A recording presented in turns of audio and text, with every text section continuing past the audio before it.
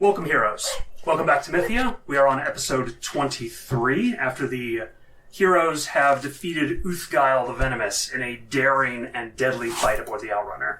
Making it to the end of the rapids, the horrifying rapids, Roland performed a heroic dive, death-defying dive into the river after the swimming Frog King Uthgail, and ended his life.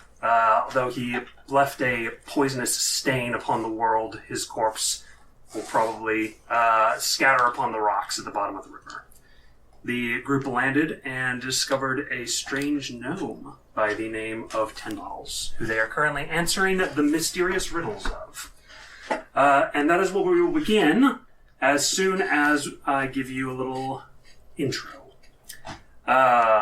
And please remember, heroes, do like and subscribe, and make sure to hit the bell icon to be notified of our farther videos. The villains of Satan's hand exited the shadowy realm into the deep tunnels of the umbral dark, each in turn landing on their feet in a tunnel lit by Damlet's magic. Finally, Potjack's great form slid out of the shadows and thudded to the floor, unconscious. Damlet scowled at the mercenary with disgust as he helped Zio up from the floor. The darkness of his hand engulfed Zio's clawed fingers and wrenched him upright. Zio hesitated, knowing that the failure was his. We were all unprepared for their presence, Damlet admitted. We were, Ace agreed, but now we know they're there. Let's get everyone and go back.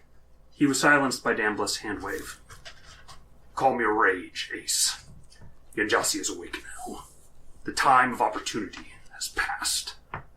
Besides, we have learned a great many things of value from that encounter. Damblet's burning eyes looked down on his followers, encouraging them to think. The crown, Zio realized. Where was this crown? Exactly. It appears that the weakening in fate has broken the tool used to manipulate its form. Though neither warrior could see it, they could hear the smile in Damlet's voice. So, we return to the Ilium, Ace asked, his eyes still burning with hatred at the need to flee the prior battle. We break everyone out that can help us and make a play for Garen? No. Again, you seek to run into a trap-filled room. You may be unbreakable, but the hand relies on secrets and subtlety for its safety. We must test these new weaknesses, and find where we can push, as a clever traveler moves forward slowly, testing each path. And what of Isaac and the others? They will now know we are involved, Zio wondered. Yes, the second lesson of this day. The world is desperate for answers, and in their panic, they have sent wayward children to find them. Isaac has disbanded his cult and left his place of power. Roland still needs Harper to wield his might. Alone, he is a brash and inexperienced hero. The halfling was connected with Ronan Ironhand. I saw his brother, Dom, on the ship before I entered the cave. If they cause us trouble, I hear Ronan has put a bounty on Dom's head. I think the pirate lords would be most interested to know where their ship is traveling. Ace and Zio smiled at the realization they could find unlikely allies in their quest. But then they saw Damblet's eyes burn more fiercely, a common sign of his anger. The only thing we have to fear from them is the wizard, he whispered, fury in his cadence. The wizard, who was she? Ace asked. She may be even worse than Yanjasi when it comes to bending fate's purpose. She is a schemer, a liar, and the most dangerous person alive on Mythia at this moment. Normally, she is a phantom, but now we can use her allies to find her. Pressure has made her reveal herself, and if by the end of this struggle she is dead, it will be a great victory for the Hand. The groan of Potjack wakened stopped the current topic. As for him, Damlet stated, he wasn't even worth a quarter of his payment. I say we leave him without the other half and let him rot. Ace whispered. Dambleth responded to the other two in telepathic speech. Again, my dear friend, you must learn to think of the future. If we fail to pay Potjack without silencing him forever, we fail to earn needed credit with future mercenaries. His payment will buy the willingness of 100 like him, and some of them will not fail so spectacularly. This is not the time to neglect the future, for it finally looks bright on the horizon, and I will not allow this opportunity to slip through our fingers. Mythia will finally know its masters, for Satan himself has blessed our next steps.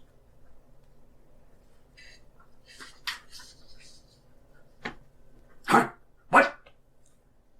The little gnome seems to come out of himself for a second, realizing once again that you all are standing right before him.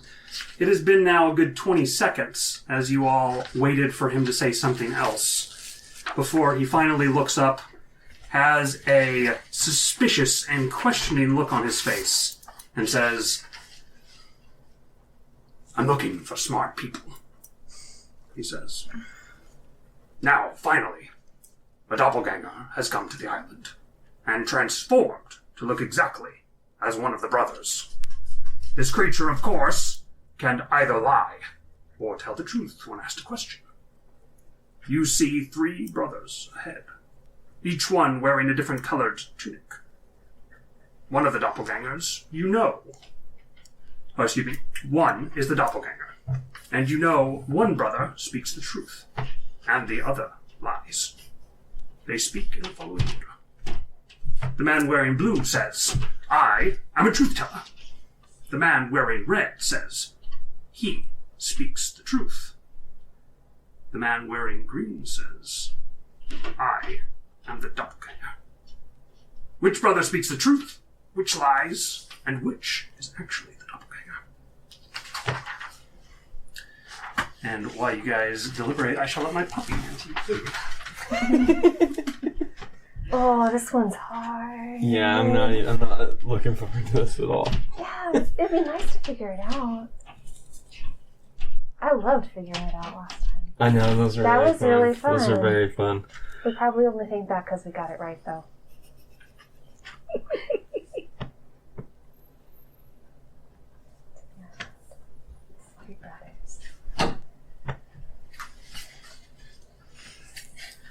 June is looking at him with a vaguely dazed expression as she looks and seems to be thinking, but she keeps doing this number. You all are joined by the crew at this point. They are watching the proceedings with some rapt interest. In addition, Potjack himself is sitting on a log nearby, staring at the many of you, and even the little Kiwi Aarakocra seems to have stopped his hunt to come over and watch. Okay. So the one saying he's a doppelganger, He could be. he either is the doppelganger or he's the liar. Right. Right? Oh, I hate riddles. She says under her breath.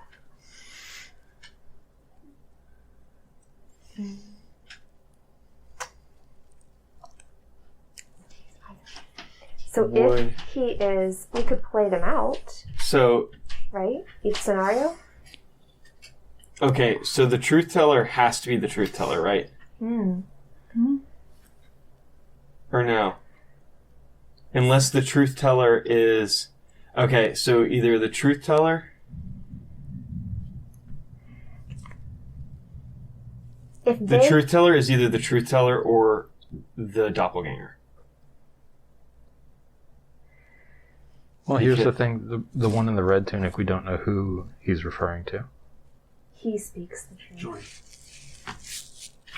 What? You didn't speak up. Project. Oh, sorry. No, you're good. I'm Project and thinking enunciate. it too because I'm like, God damn it, mask. They speak this in this order, right? Yes, that's correct. So I assume Okay. it would be referring to the So prior person. he speaks the truth has to be referring to the guy saying the truth teller. He speaks the truth. Red could be the truth teller, and this one could be the doppelganger.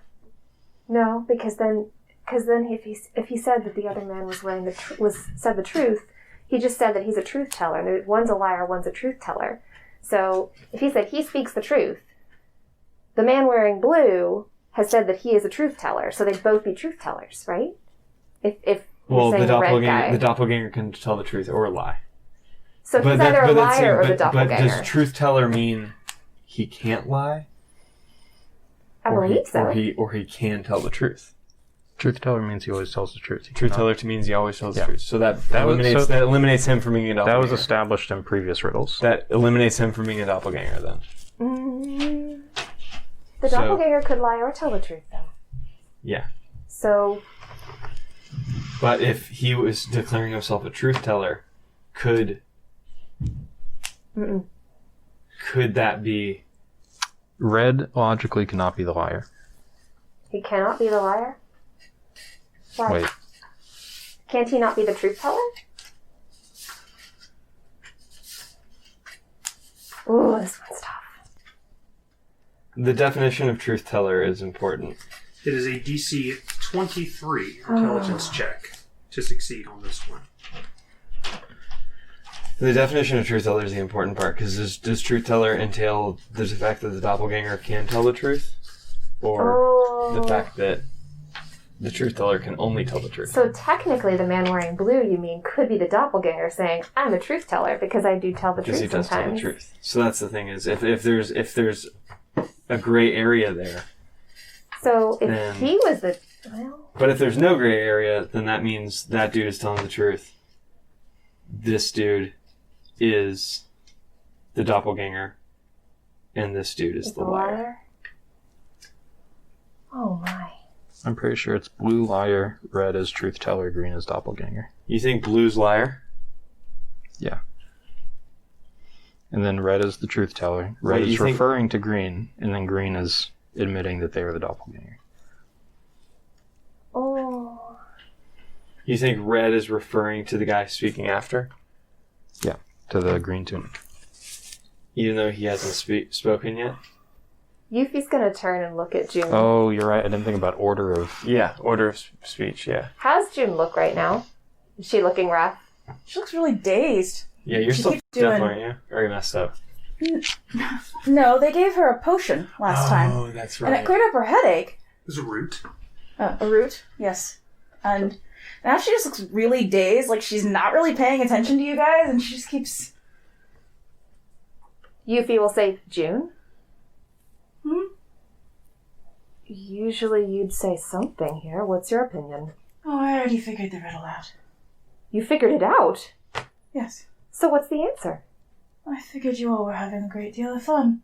You should try figuring it out. Does this frown line look like fun to you, she asks. It's stress. I have some creams for that if you'd like. She turns to you. I think something's wrong with June. Isaac looks having a bad reaction to the root. Tenbottles says. Which is unusual. His lips purse a little bit as he looks towards June. But if you figured out the riddle, then answer it. Sure you all don't want to give it a final try. I mean, I know what I think. I don't even know what I think, she says. Ugh. Alright. Isaac? Blue is truth teller, red is doppelganger, green is liar. Correct. That's what I thought, Yes. yeah. Okay. That's what we tell Tenbottles. Who says it? He said that, and then she said it's correct. And then nods. Tenbottles looks a little strangely around at the group.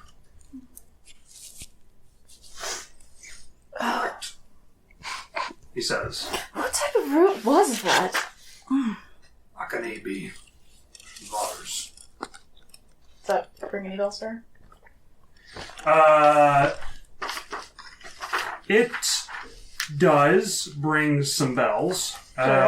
It does have a rather unusual effect on magical currents. Oh dear.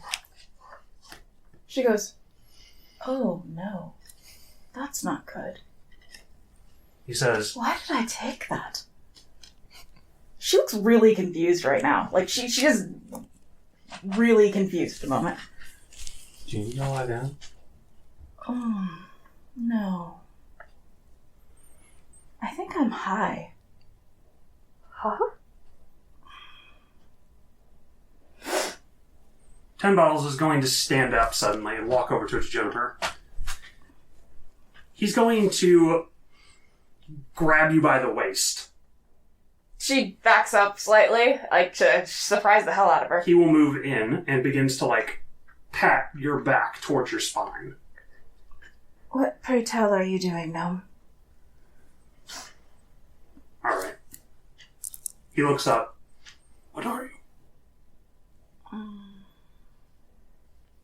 She just kind of wafts her hand. Faye. And she starts chuckling. It's a little giddy. Faye. Elemental. Are you an elemental? No. It matters not. It'll wear off. I've been subjected to this before. It's just unpleasant. How long will this take? She looks like she's counting in her head. Perhaps 5 more hours. Oh dear. Well, we answered your riddle, she says. That you did. What? Oh, yes. A worthy prize, he says. Something extraordinary. He's going to fish in his pocket suddenly, and then pulls out a smoking blue stone. He says, "This one took a year to coalesce."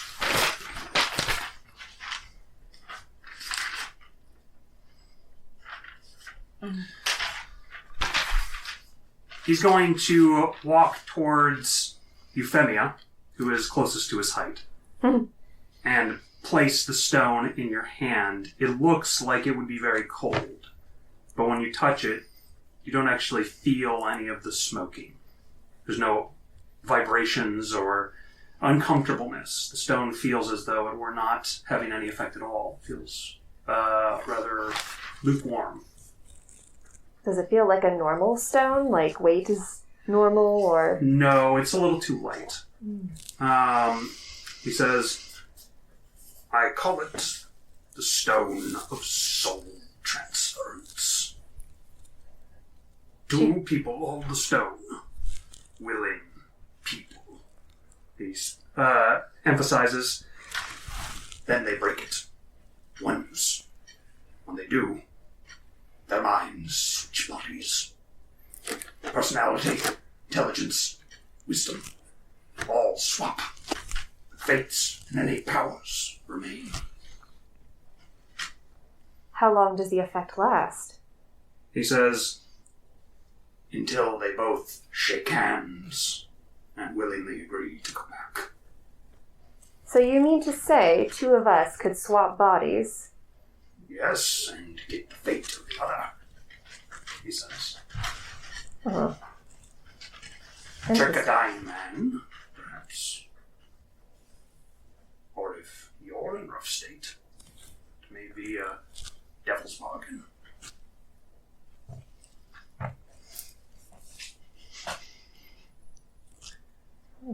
With that, he says, "You're smart people."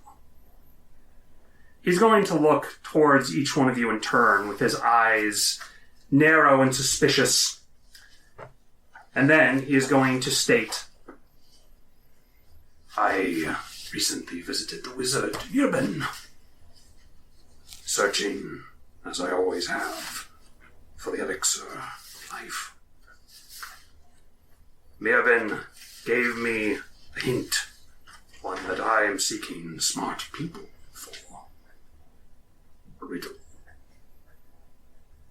He said that it is the final ingredient that I need for my elixir, but I cannot figure out what it is.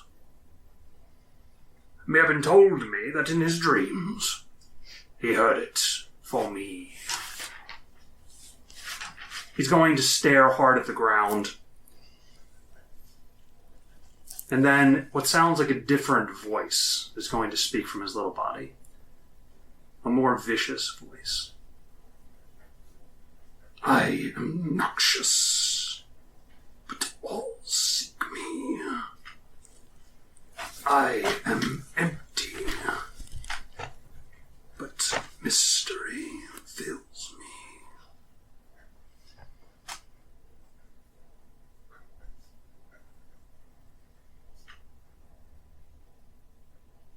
What? Think upon it. That's it? She asks. That's all we get? That's all I got. Ugh. If you get the answer, mail me. He pulls out a little note and hands you his card, in effect. A little address scribbled down on a notepad. He gives it to Isaac. Mail me your guesses when you think of something brilliant. Why?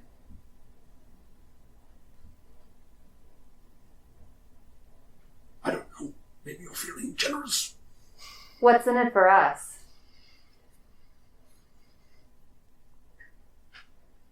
If you have a friend who's dying, I will stop it. If you give me enough time to get there. One time.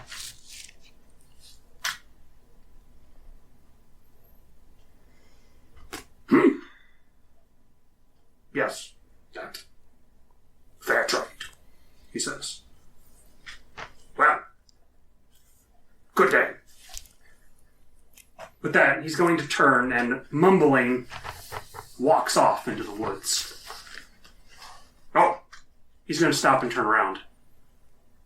He's going to come up towards you, Femia. That one, she's human, right? He says towards Triss. Yes, why? He's going to quickly shove a little bit of a berry in your hand, a couple berries. He says, squeeze the juice of those into a cup. Mash the ingredients together with water. Cure for exhaustion. Good day. He's going to turn around and huff off into the wilderness. She'll call after. Thank you. He doesn't say anything. He just mumbles. You hear, I don't care about spiders! And he leaves.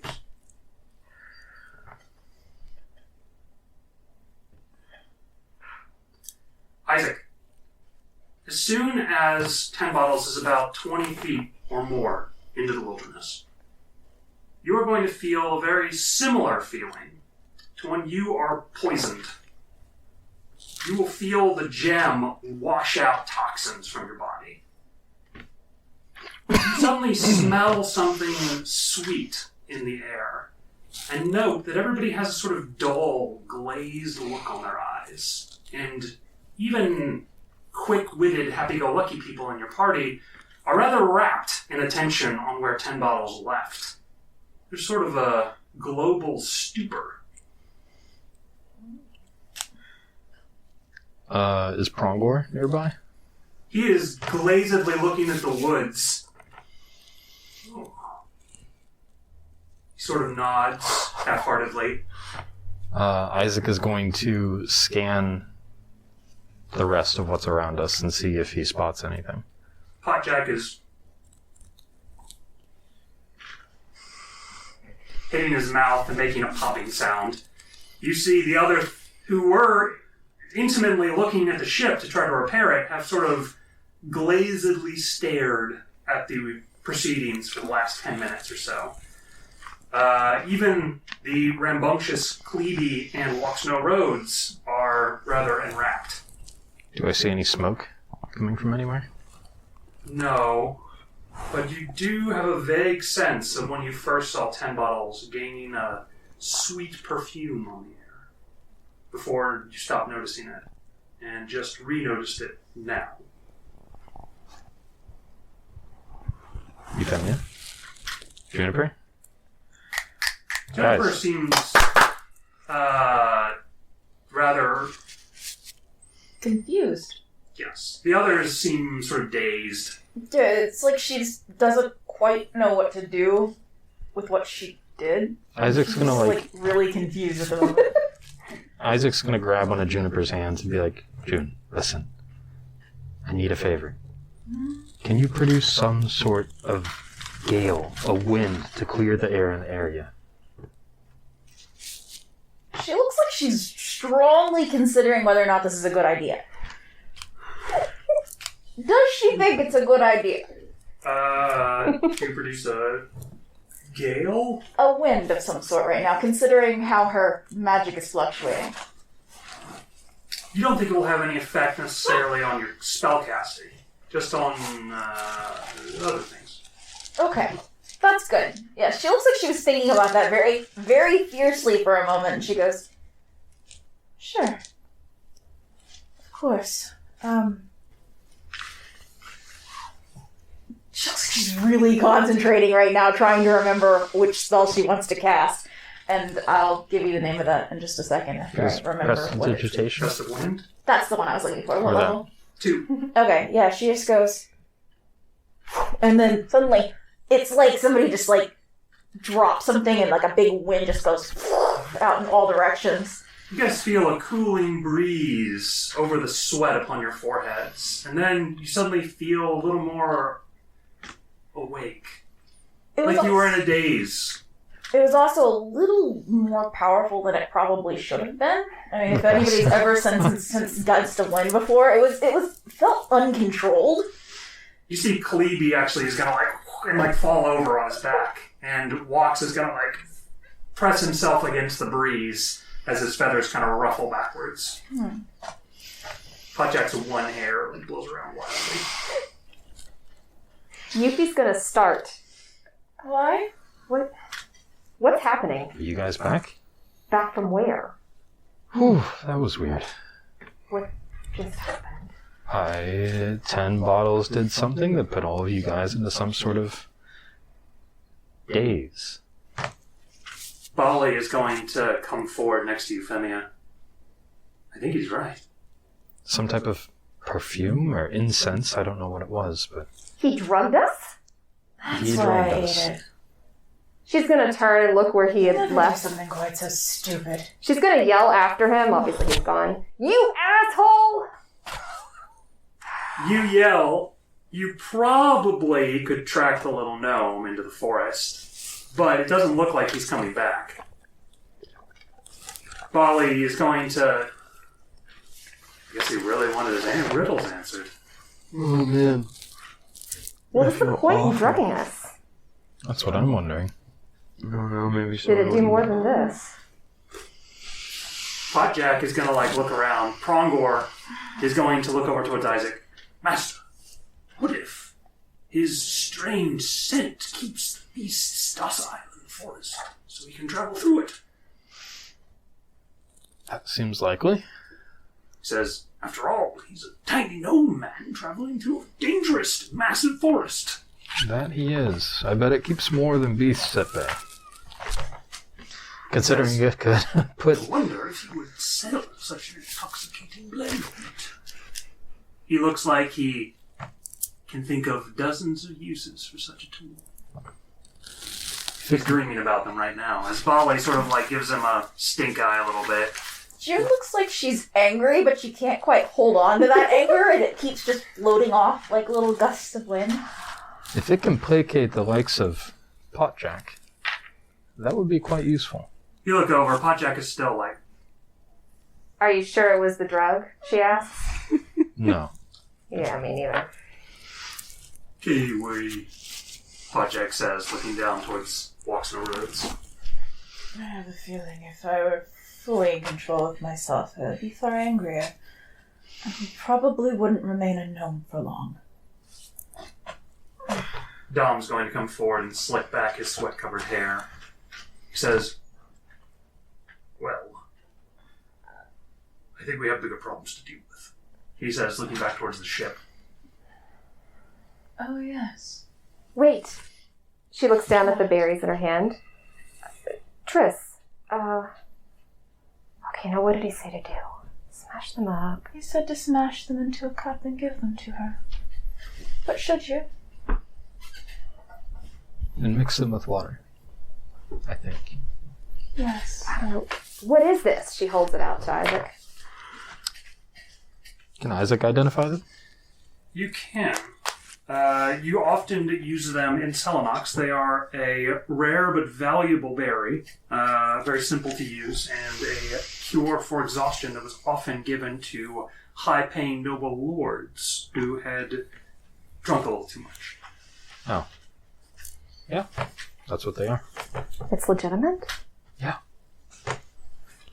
They're not native to these regions, but they do work. She'll turn to Bali. Bali, could you smash these up and put some water in with them?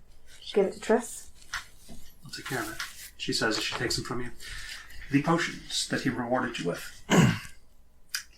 Give out the cards to whoever carries the potion on the stone. And they each say what they do upon them.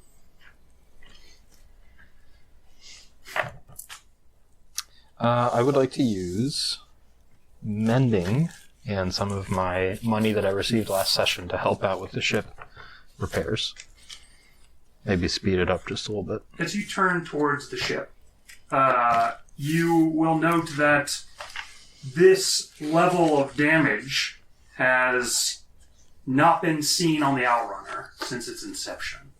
The wheel is completely broken. The hull damage still remains from the burnt wood since Triss was unable to work on it.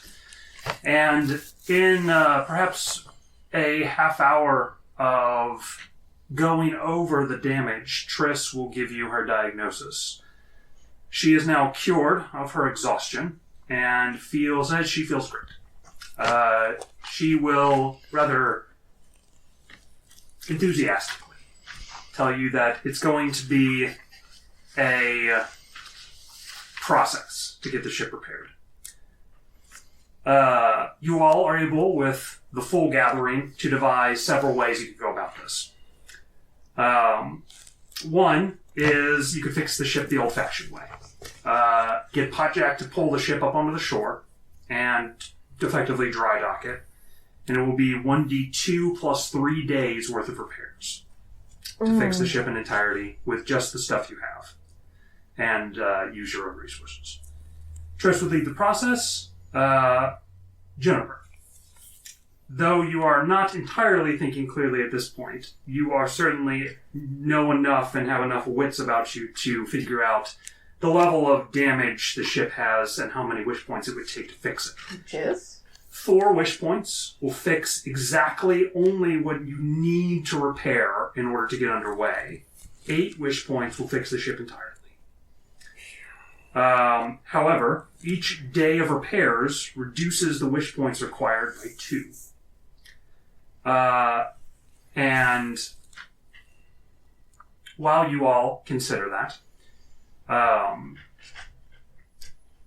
Isaac, there is also the possibility that you've stated before that you could touch the ship and then sleep and see if that does the trick to restore the ship. Right. However, Dom is going to approach the party as Triss is leading the bunch. You hear the little Kiwi walks is going to take what looks to be a Giran knife and says, "Hunt!" And then is going to towards the edge of the clearing, but doesn't quite make it there before he trips and falls on his face. Does anyone go to stop him from his hunt? June actually goes and looks kind of bemused at herself for laughing at that, and she goes,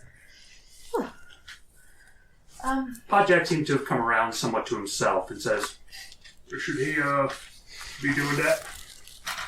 Lux, you probably shouldn't. He's right. I just agreed with Potjack. Give me a persuasion check, please, with disadvantage for your lackluster enthusiasm. Wow, that's a split there. Persuasion, you said? So 9. It was either a 3 or a 20. 9 in total. Okay. He's going to nod, and then about 5 minutes later, he's gone. Yep, she doesn't notice. Goodness. Oh. Alright, Dad. Maybe you should look after your son, too. Maybe I should. You know what? I'm compromised here. If you are actively going to look out for him, I'll roll stealth check for Walks to get away. Okay. Alright. Do I make a competing roll? What? Do you want me to roll anything? Yes, please. Your perception. Okay. I crit. Damn, he's not getting away. Alright, so as Walks is running away, you will see him run by a relaxing Potjack. Would you like to warn Potjack to stop him? Because you definitely can't reach him. Yes. Alright, Potjack is going to, put his hand lackadaisically in front of Walks and say, "No, you're too fussy to let go." He's going to grab him and proceeds to sort of, vaguely play with him for the next couple hours. Meanwhile, you all have gathered a little set of stones into a circle on the edge of the shoreline. And Dom, Bali, Triss, Jania, and any one of you who wants to, and if you're that person, are going to be talking about your options. Anyone who wants to bring up, obviously, you two are the only ones with offshoot options besides the just days of repair. Dom is going to say,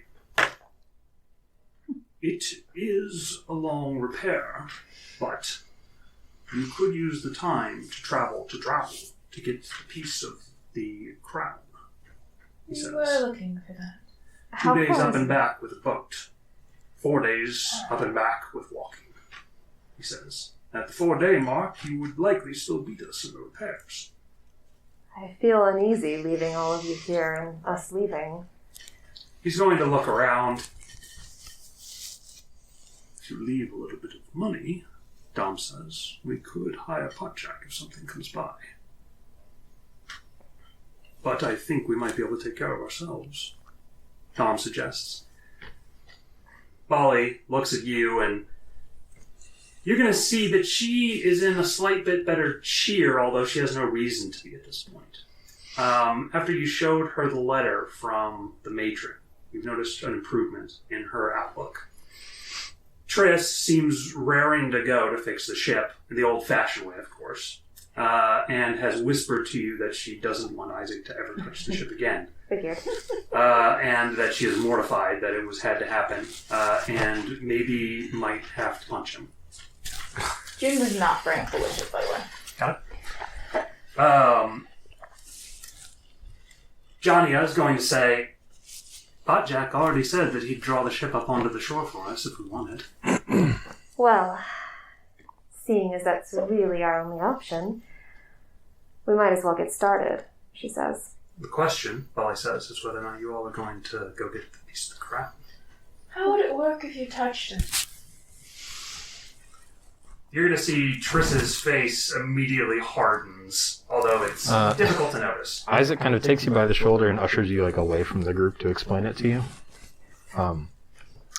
She looks like she's trying to focus really hard right now.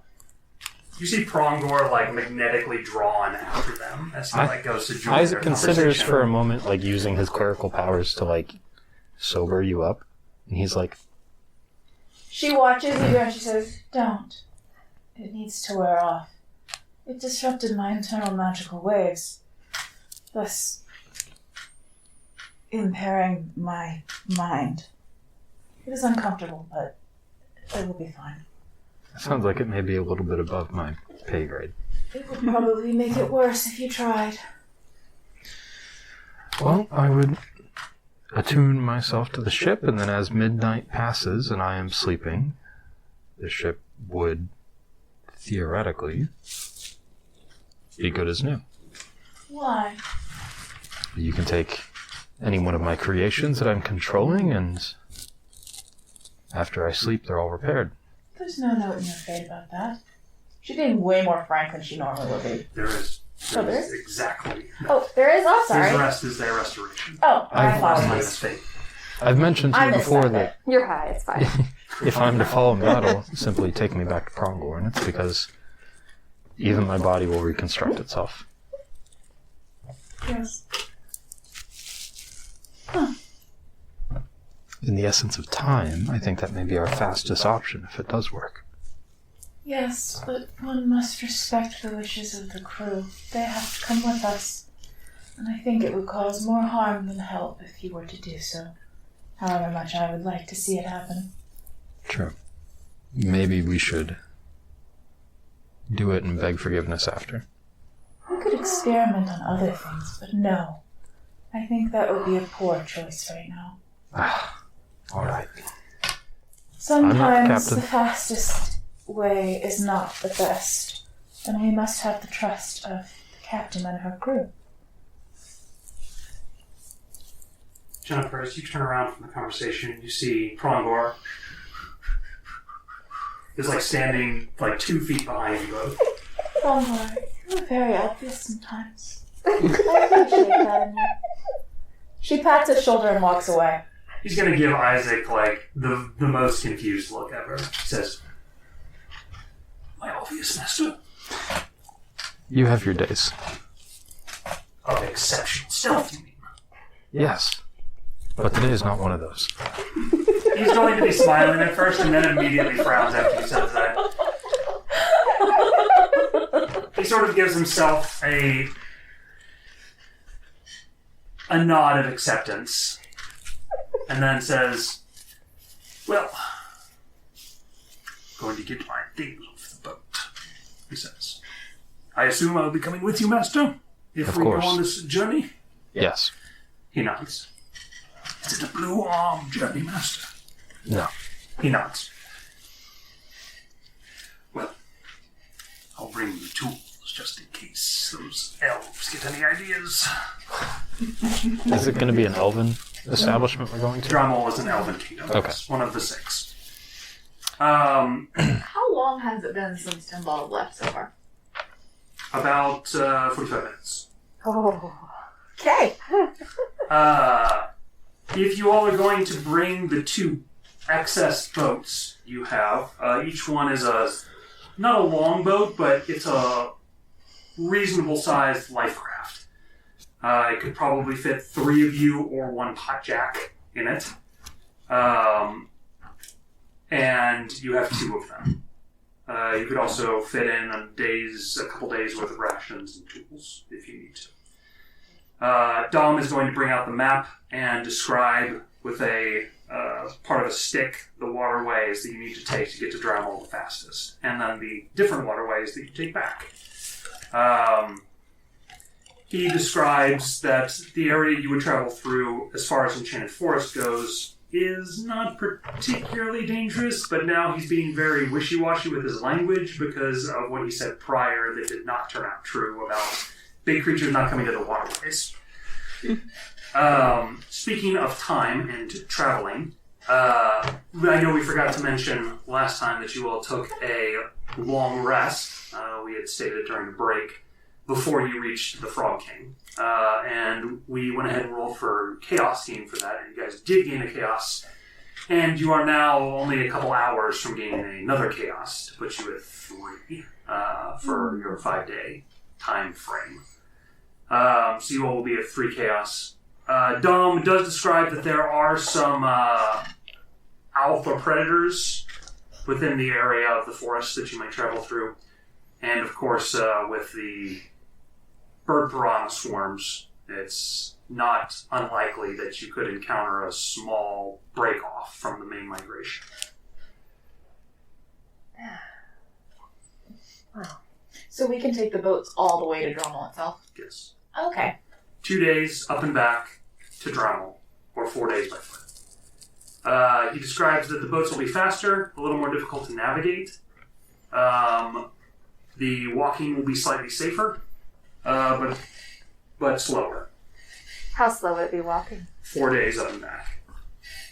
4 days up and then 4 days back? No, 4 days up and back. And 2 by days boat? each way. And how much by boat? 1 day each way. Wow. Okay. All right. We'll take the boats. Triss is going to nod from the side, so we should get started on the repairs then. Immediately. Get to it. Aye, Captain, she says. She looks over, and her and Bali are clearly in charge at this point. Bali's going to start up. All right, everyone, come on! And she whips herself over in the direction. Potjack, she yells, and you see Potjack like running after Klebe and Walks, playing with them very clearly. But he has a very big log in one hand that you're not sure what it's for, and the two of them are laughing as they run away from him. Question. Yes. How much would it cost usually to hire a Potjack for a small thing to defend? Yes. Probably... Well, you can ask him. Well, guessing. Well, he said 1,000 for like a couple minute job. And 100,000 for like a long full job. So you're guessing at least a couple thousand gold. And he did tell us he would give us a discount. Right. We let him on the ship. True. So how much could I guess that, a small defense job, if something came at him, would be? Like, average, you're guessing he's going to want at least 10,000.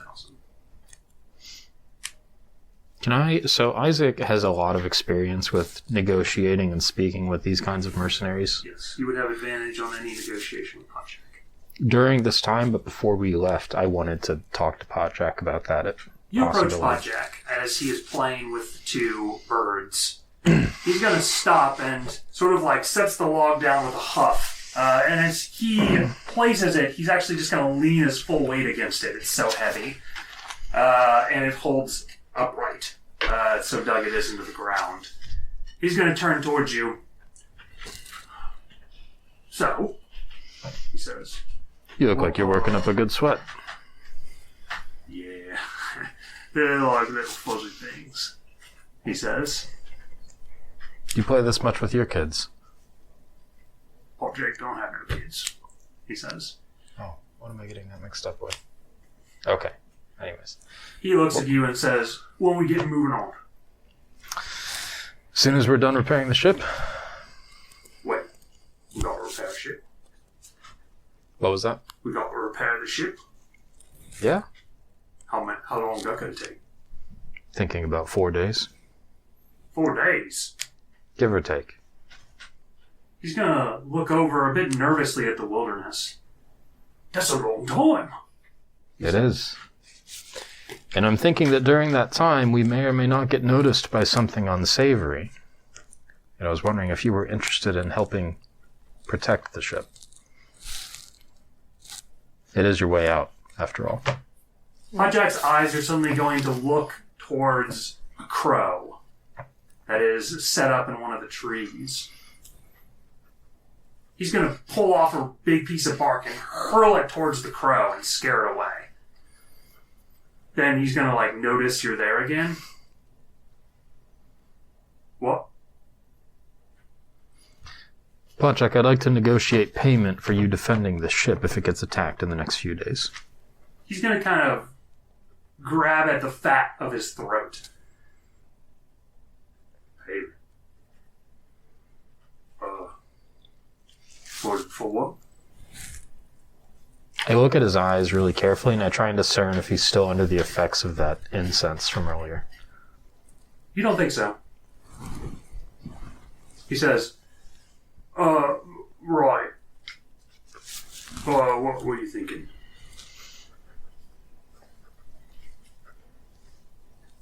How about this? If the ship gets attacked, you help defend it. You protect the crew. And we'll discuss payment after. That's not how it works. But you know we're good for it.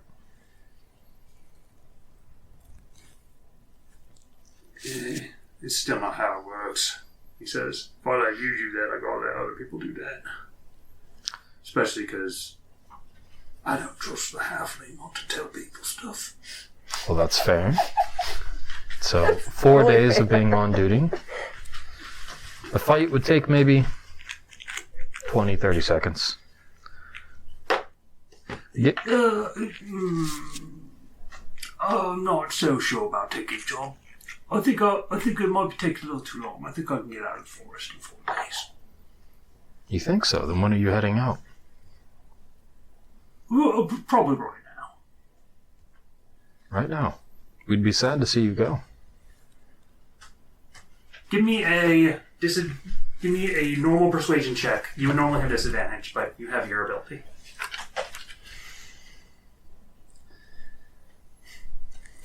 Hold on. Trying to decide if I want to manipulate him or not. No. Alright. DC 18. 18? Alright. I'll use my inspiration. You can't. Can't. Okay. You already have both advantage and disadvantage. Got it. Alright, I rolled a 10. You rolled a 10 total? 10 total. He says, yeah, I appreciate y'all taking me this far down. You can keep the money. It's fine. Yeah, I'll go some bad experiences in the Potjack. Enchanted Forest. What are you so nervous about? What? Nervous? What are you talking about? I'm not nervous. Potjack, don't get nervous. Alright, well, I'll think about heading out now. I'm gonna go on the ship and grab my stuff. He's gonna sort of collect his belly up and head towards the ship. Well, everybody, it's been nice, he says. But I'm thinking maybe I could probably reach the edge of the forest before 4 days is done, so I'm not real. I'll bring the ship up onto the ground for you, but you're gonna have to get it back on the water. Yuffie would have just been emerging from the captain's quarters with a bottle of some really nice-looking alcohol. His eyes will flick to it, but nothing more. He doesn't seem drawn to it. I was just about to give you the good stuff. Well, it's fine, he says. I'll But you probably helped outstay defend my us. welcome as is. I know you wanted to get your ship back. Sorry about the little dent I made earlier today about coming up with the Frog King and all stairs. Well, you did get him off my ship, so... So we're even. I'm going to be going now, get my stuff, and probably head out. Why?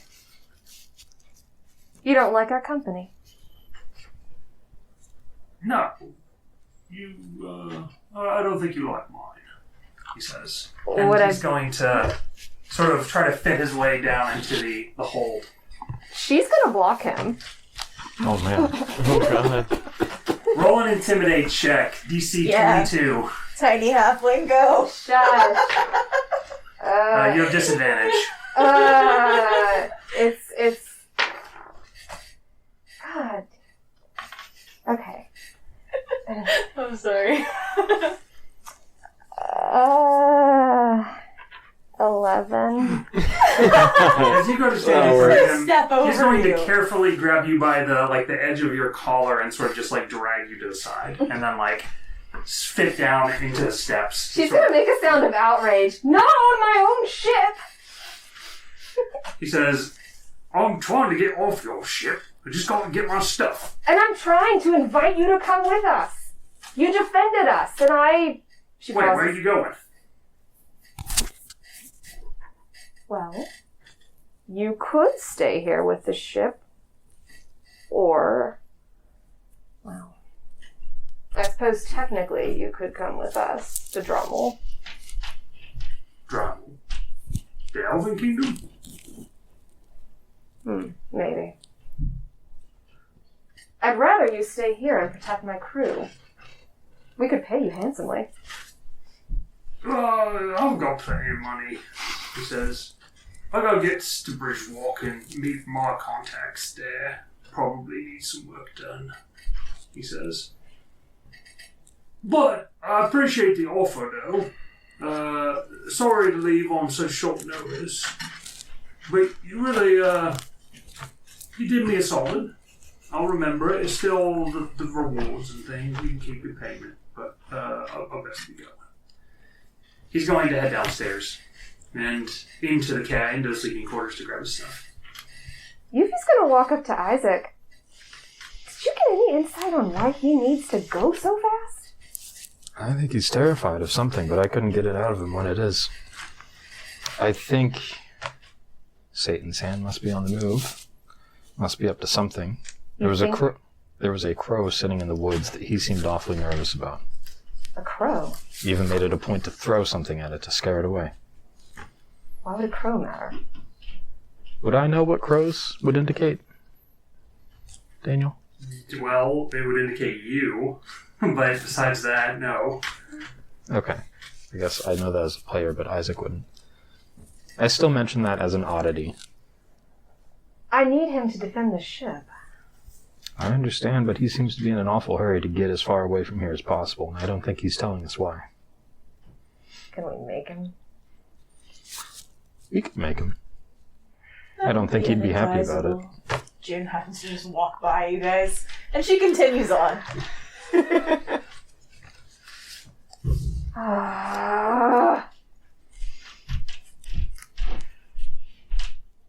Perhaps Hero's going to approach the two of you.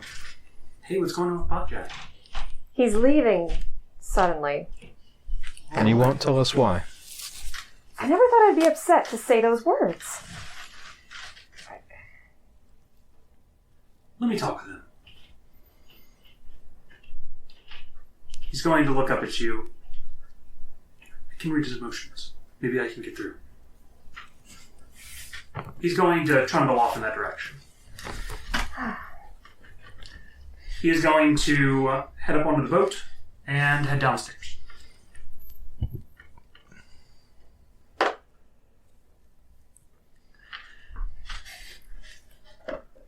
Potjack is going to come up holding Hero in his hand.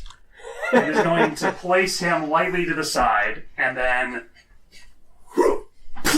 lands on the shoreline and is going to wave with his little knapsack in hand. Whoa! You need to pull the ship up first. He looks back at the ship. All right, he says. Sure. He's going to move up towards the ship and sort of get underneath as best he can, and then drag it. And you hear it trenches in a bit of the gravel on the shoreline. And he's going to drag it about halfway up onto the shore. Triss is going to can you go a little farther? Yeah. He'll... And then sort of slowly backs up. He's got the part of the ship lifted in the front. And Triss is going to say, lower it, you're going to break it. He's going to get down very squat. And then, places his hands on the side of the front. And he's kind of figures out a way to... I need some rope, he says. It's going to take about 15 minutes for them to get the ropes in place to pull it correctly. In the meantime, what are you all doing? June wandered over and sat down next to Shadow. Shadow is currently actively looking around the camp, and she seems to be staring a lot at you as you approach. Hello, Shadow.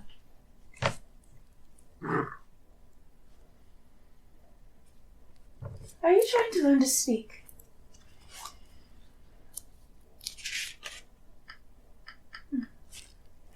She nods. Perhaps I can help at some point. If you'd like that. Of course, as long as Roland Dawson agrees. True. I suppose it doesn't matter if he agrees or not. You are your own person, dragon. She just nods. She looks down.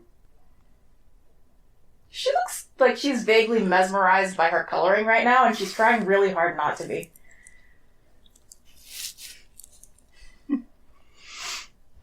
She's gonna, like, take her nose and kind of knock your chin up a little bit. Sorry.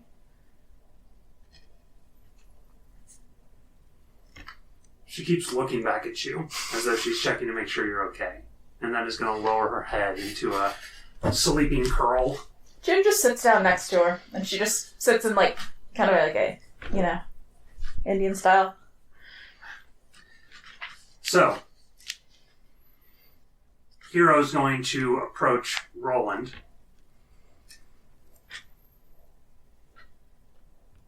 Nothing. Hero's going to approach Roland.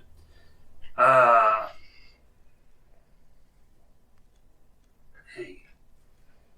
So, Euphemia was trying to get Potjack to stick around. Mm-hmm.